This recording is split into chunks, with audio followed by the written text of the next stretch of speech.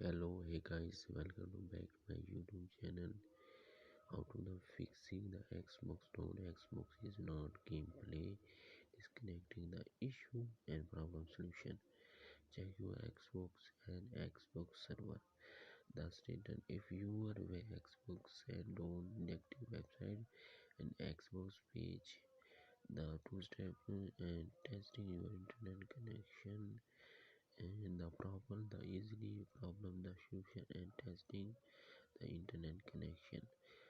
Three-part and reset your connected on device and properly game clear the cache and claims and the problem the Xbox and termination update your course applications and apps and the setting system update on this Xbox checking and pending your system update.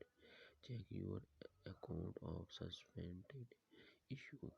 Make your Xbox Gold or Xbox Game Pass Unlimited subscription is active and gold system 7.